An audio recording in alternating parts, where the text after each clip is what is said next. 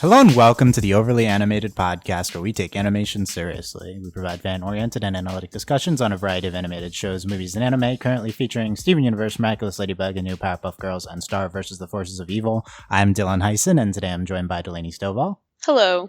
Today, Delaney and I will be discussing the latest episodes of Star vs. the Force of Evil. Star is back. Woo! Ooh. After about a month off, we are back here with the new discussions on Goblin Dogs and By the Book, which aired tonight at 7:30. So the show has moved back to nighttime, which seems like a better spot than 10:30 a.m., although Yes. less convenient for podcasting. But the episode seemed to go up on the app the night before, so whatever. We were recording this before it even aired, but that's okay. Spoiler alert. So today we'll be discussing Goblin Dogs and By the Book. We discuss every episodes of Star. I mean, it's like 2 episodes a week, so it's kind of every episodes of Star vs. the Forces of Evil here in the Overly Animated Podcast. You can check us out at overlyanimated.com or search for the Overly Animated Podcast on iTunes or your favorite podcatcher. If you're new, check out our past discussions of Star. You can find them on overlyanimated.com. You can find a Star-specific iTunes feed there. And yeah, check us out. Because hopefully we're good talking about Star. So let's get right into these episodes. Goblin Dogs By the Book. It's been a month since Star was on the air, Delaney. What's your impressions of these first 2 episodes back?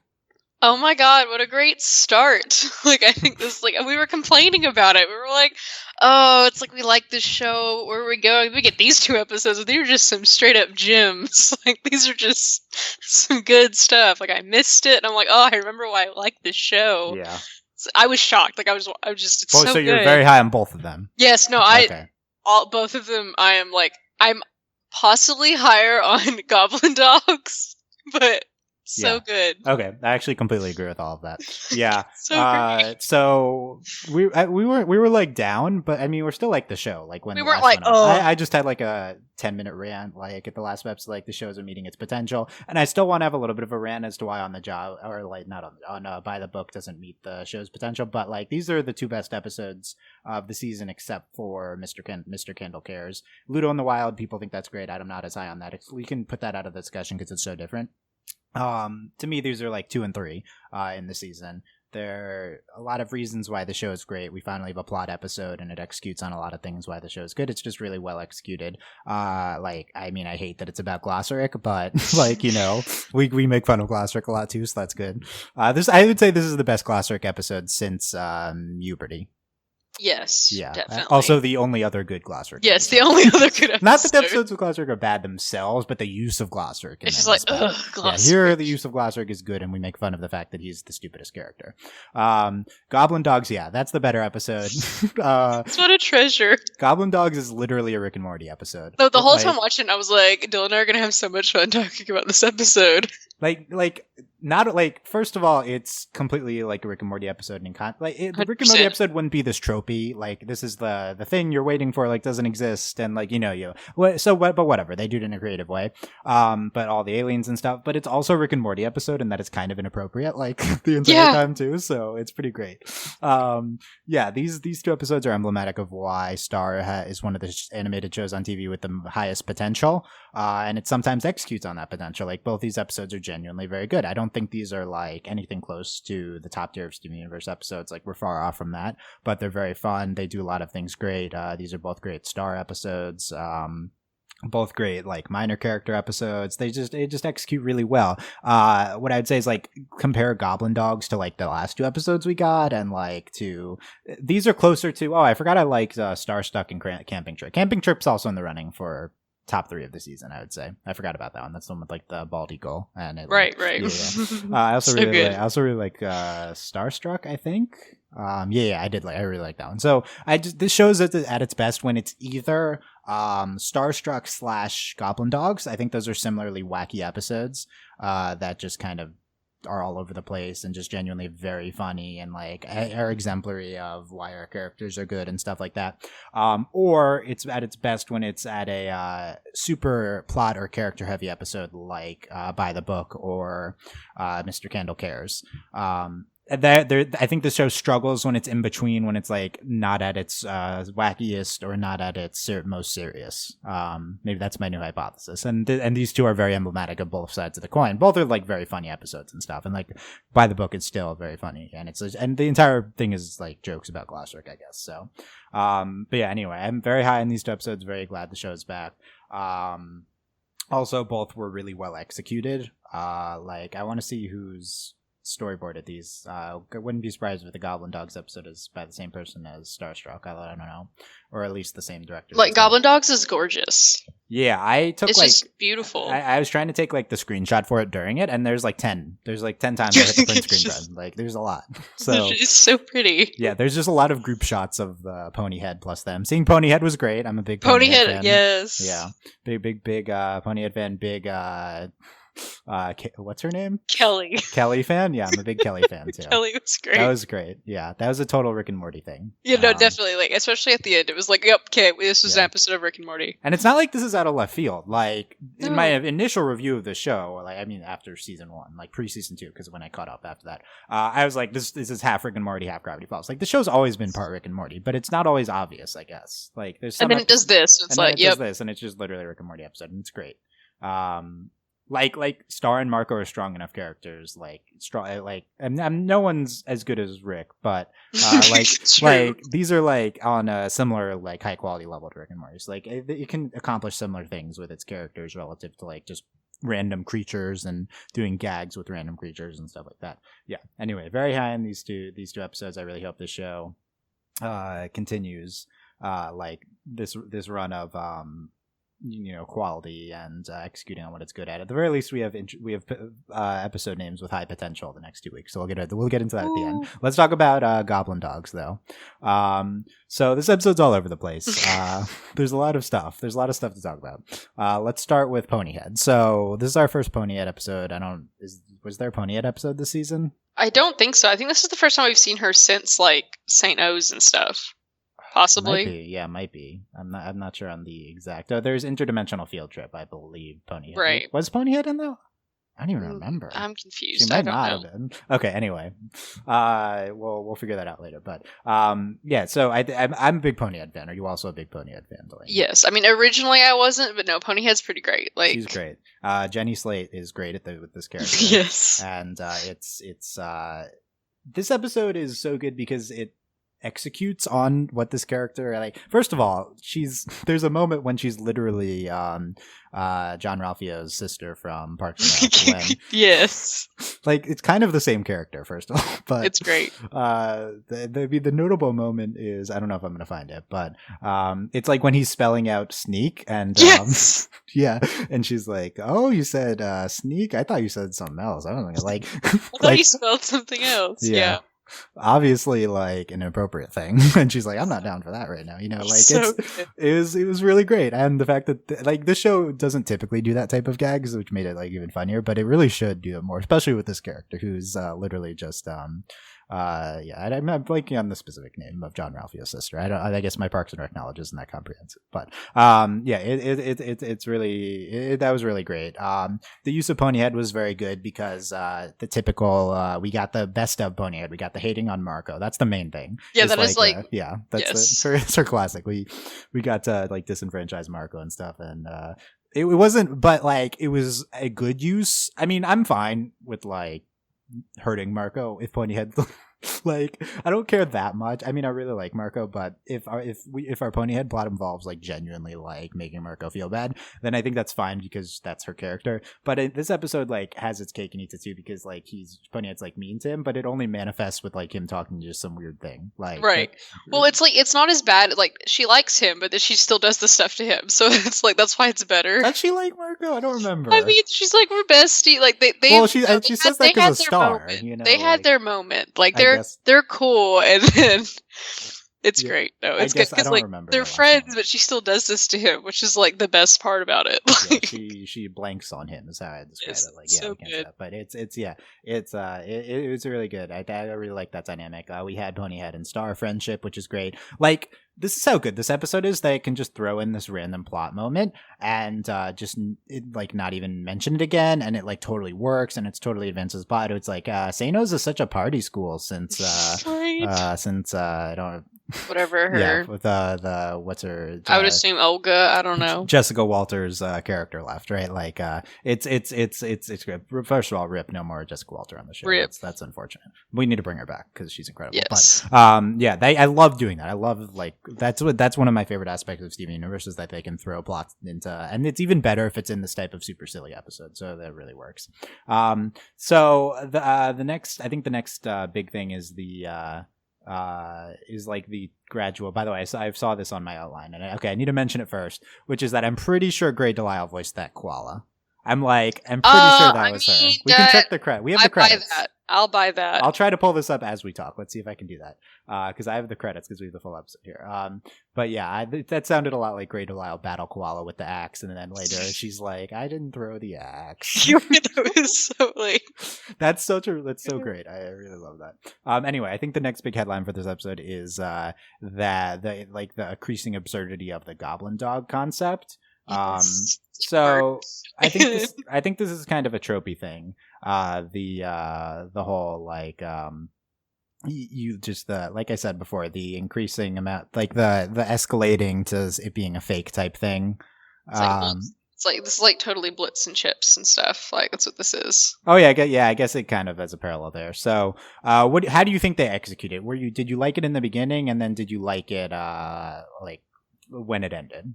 Yes, it was just like excellent execution. Like it was just so funny the whole time. Like it's just especially it's even funnier because it was like a food truck, and like food trucks are just the thing now, and I get really excited about food trucks. So I was just relating to this episode the entire. So you thought it was like a food truck parody, like We Bear Bears. Yeah, it's kind of like that. Like it's that ridiculous. Like we took the food truck and then we made it even more ridiculous than like just the concept of the food truck. Like I think it was, and then like the lines, like it was like an amusement park plus food truck. Like I really bought into it. Okay, and, like, so you related to that level. Yeah, sorry to interrupt, but breaking news, it is Grey Delisle. She's in the credits. It is Grey Griffin, as she goes by now. Also, Roy, the main goblin guy that they were talking about at the end, voiced by Jerry Trainer. I didn't realize that. The brother in iCarly, Jerry Trainer. Yeah, he's very funny. I didn't know that was him. I guess I have not used... I don't think it sounded like him. I don't know. No. That's interesting. Granted, it's also like, when was the last time anybody watched iCarly? So I mean, half of our audience says like yesterday, because they're yesterday. This is the type of show that would have that the crossover. I feel like audience, so I feel like that makes sense. Anyway, how'd they get Grey Delisle to voice just a random koala? That doesn't shock me. I mean, she does a lot of voice acting, so like she's there, Maybe they'll have her more. They should, because she nailed that koala voice. That 2 lines of the cute battle koala. It was so good. Yeah. I thought that so this type of plot, so I'm gonna actually write an article on this probably oh wow. No, this is a very broad concept. I hate guessing twists. I hate it. I think that's incorrectly consuming narrative. Like that's gonna be my like a series I'm gonna do. It's like you're watching TV wrong. Yeah, that's gonna go over well. But like I think I think it's I think it's wrong though to like try to figure out where an episode's going. You should let the episode take you there. That's like I don't think that's that controversial. But like certain times you're just on such a tropey like line that I'm not one that guesses where things are going, but the second they do the goblin dog thing, it's like, okay, it's like not real. Like they've been waiting online for like 5 minutes already. Okay, it's not going to be real. So they do that. And it was a little irritating that they do it, but then like they subvert it.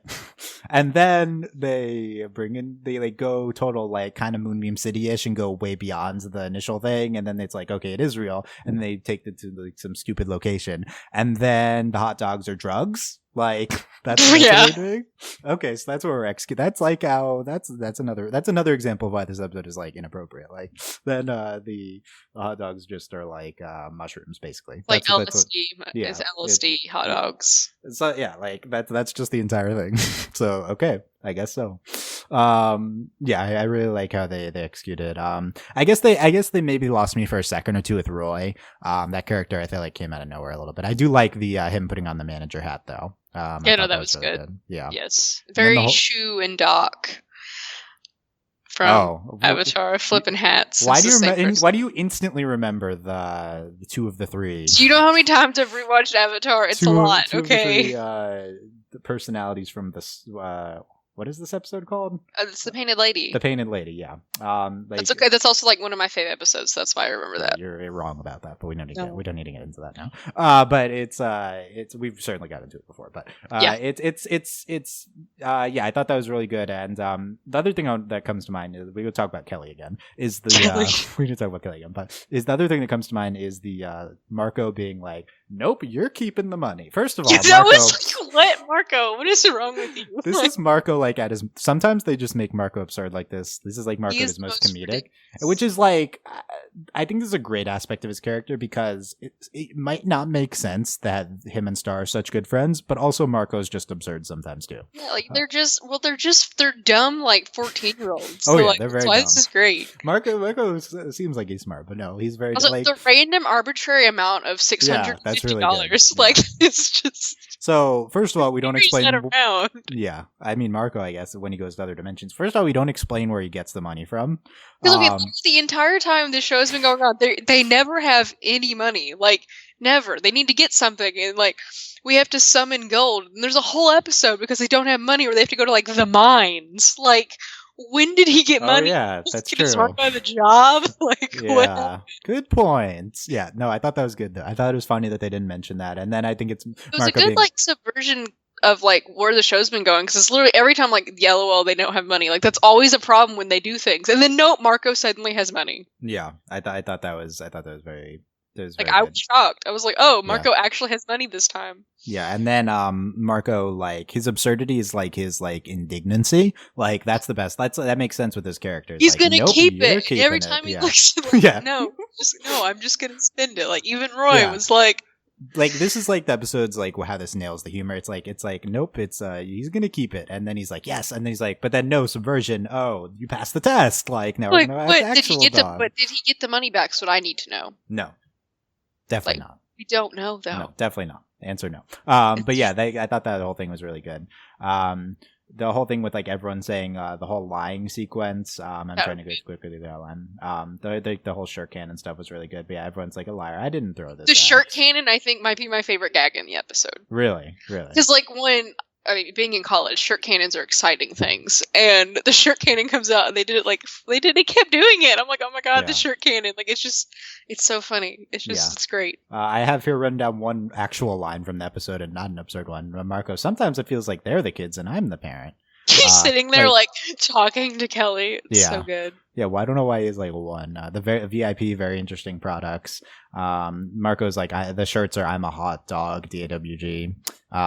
Star with the gear I thought was like the cutest thing. There's like hot dog slippers. Yeah, and like a hat on it. Like that's me every episode though. And then the speak to the manager. Some people have been online years. Ponyhead didn't mean that. She's just a liar.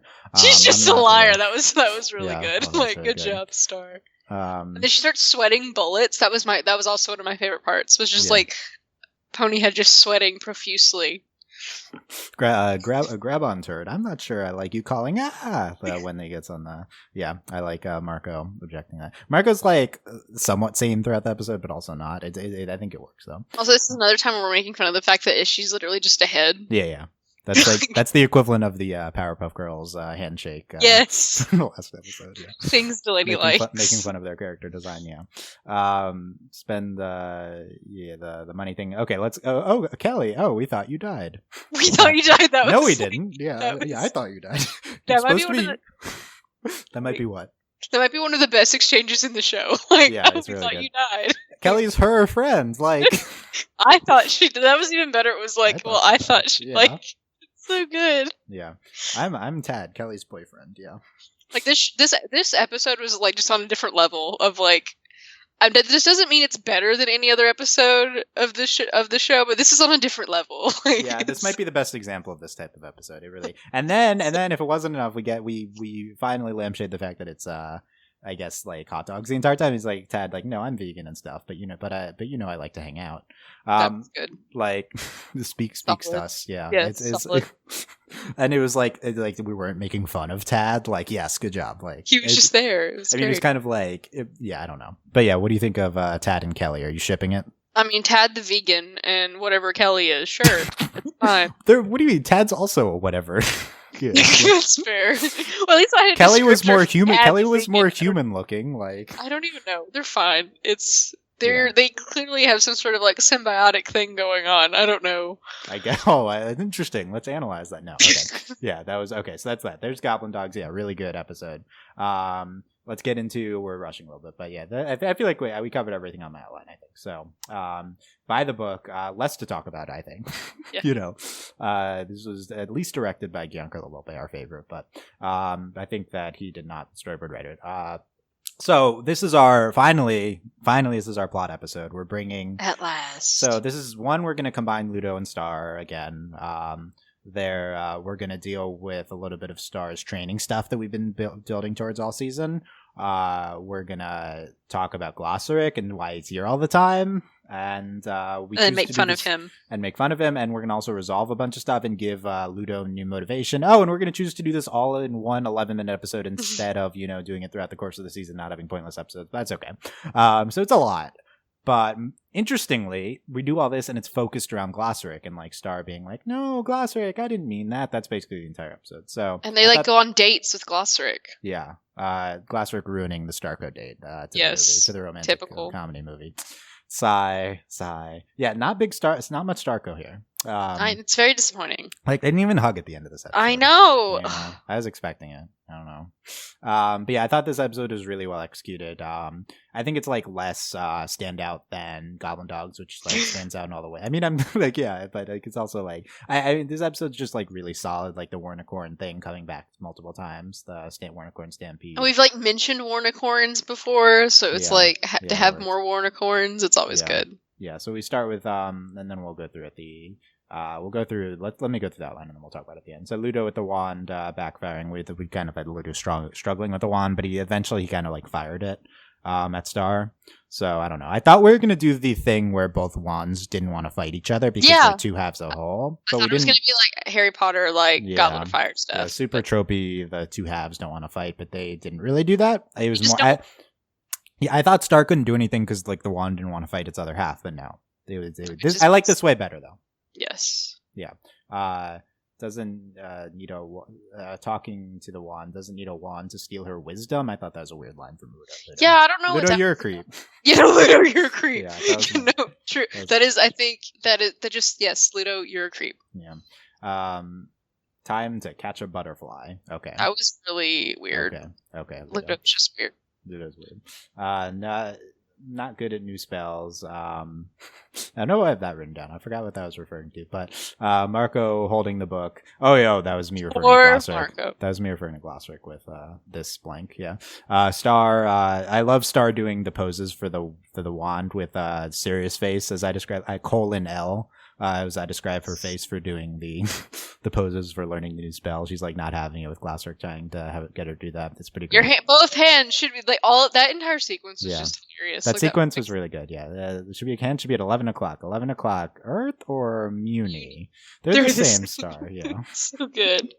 And then Marco's slowly being crushed by the book. Yeah, as he does, as one does in the series with Marco. That's his typical role, I would say.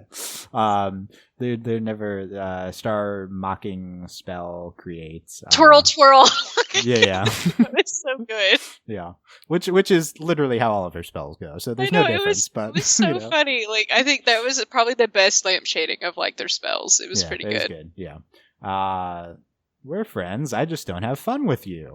That was so rude. Like I was just like, oh, that's why you're alone all the time. Like, oh my god, it's like yes. This is Star like at her just most Star. Like I forget the current word for like throwing shade. Like what's the one verb for it? Like savage or dragging. Drag. Yeah. Like I was like yes, drag him. Like that was me with that part. Dragged. Yeah, that's what that was me with that part. Yeah. This is why I was gonna listen to this and be like, okay, the dinosaurs are talking about the cartoons now, but.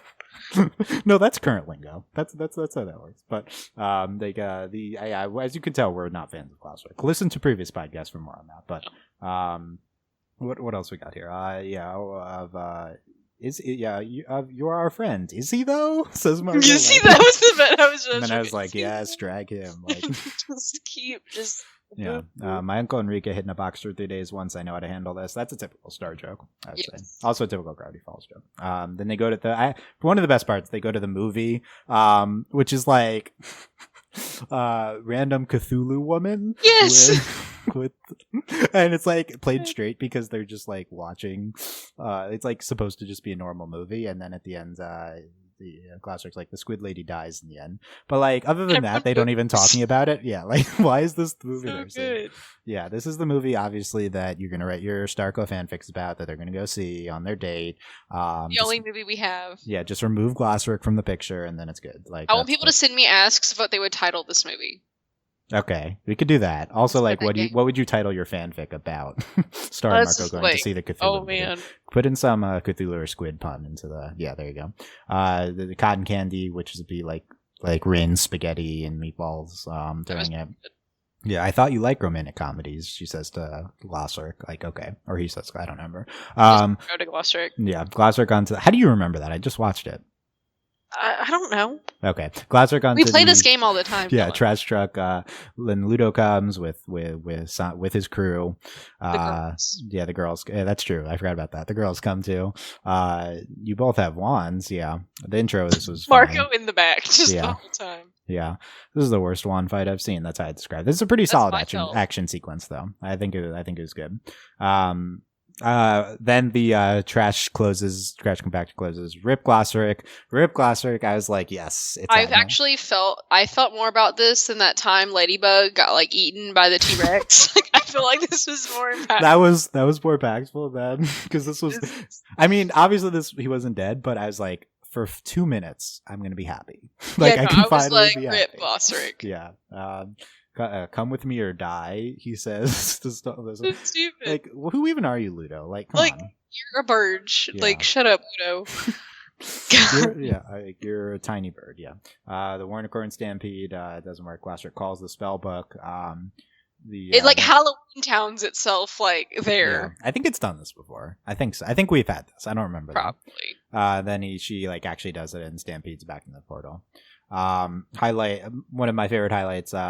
Glasswork, I have no feelings. That was all part of the plan. Yep, I agree. You probably have no feelings. That was good. Had to be in that donut box so I could be at Ludo's feet, and he's like doing this whole like backwards in time thing, and it's like, okay, can Glasswork like see the future like Garnet? And like, is that how he figured it out? And then Marco's like, fine, yep, fine. And then at the end, new motivation for Ludo. There's a book. So that's the new thing. We're back to season 1. So what do you think of us being back to season 1? He's going to go for the book, and like we're going to have the same dynamic.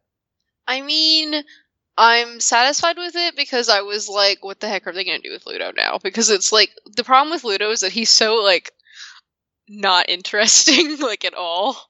So like, I feel like we have to do this. Like, we have to, like, and that's also how Ludo is. Like, Ludo's just stuck in this box where he's like, I need to just do this. So this makes sense. I feel like we might break out of it quicker than we did last season.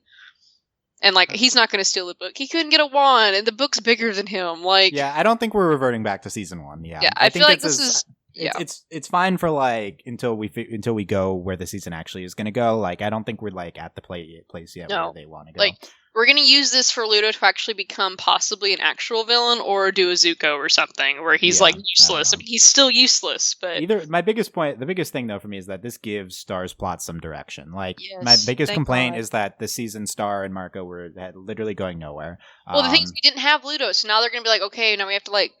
Yeah, because they were like, oh, they didn't know. They're like, we threw you into the abyss. Like, they didn't know. So yeah, so there's no like plot direction they're going. And for the beginning of the season, it was like, okay, we're gonna have like a Starco direction, a character direction, which is good too. But then we like went off of that a little bit, and we're kind of wanderless for a while, or wandering for a while.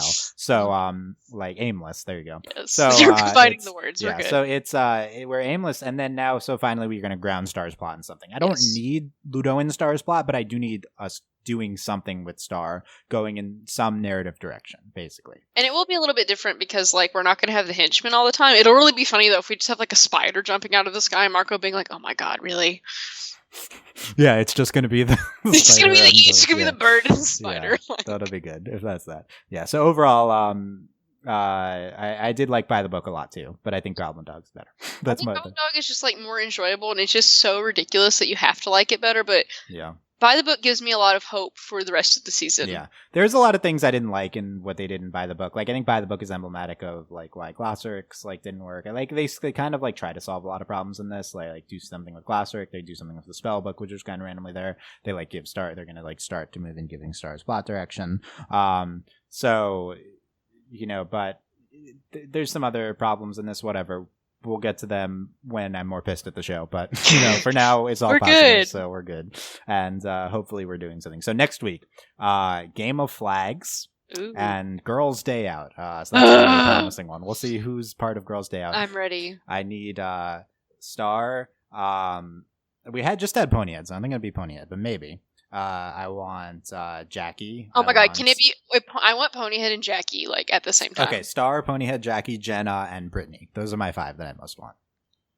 I bet you don't even remember who Brittany is. Brittany's the Chloe of the show, remember? Okay, but no, Jenna's who Justin likes, so no. we can develop Jenna. Like we just need them all. So those are them. She would just be like breathing all over Marco. What are the chances they do? What are the chances they do the Marco in some like Marco's part of Girls' Day Out type thing in some form? What are the, I honestly, I'm gonna say this right now. I don't want it to happen, but I could see them doing this where they like do something where Marco is a girl, like they turn him into a girl like or whatever. Star's magic, for the episode. Like I could see that happening. I don't think they'll do that. We'll see. I hope they don't do that, but they could do it. There's not a lot of ways to do that correctly, and I don't have faith the show would do it right. But, that's why I'm like, don't do it, please. Also, there's probably not a way to do it right, but it's so we'll see what they do with those. Anyway, we'll be back next week to cover these probably on Monday and continue Monday here at overlyanimated.com. Give us a comment here on YouTube or wherever you're listening to this, iTunes, Tumblr, leave us a review.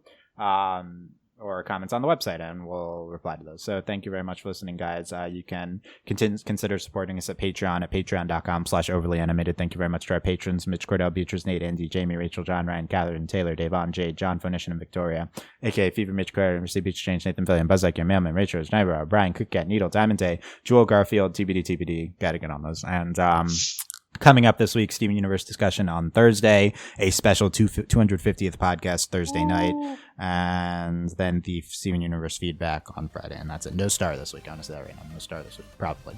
Okay, so that's it. You mean no Ladybug? No Ladybug. This is. You said Star. Yeah. No Ladybug this week. No Ladybug this week. This is Star, and then we'll start next week. Last comments, Delaney. Just Goblin Dog, A+. Yeah, good. Let us know how much you love Goblin Dog. That's it. Anyway, thanks for listening, guys. We will see you next time. Bye. Bye.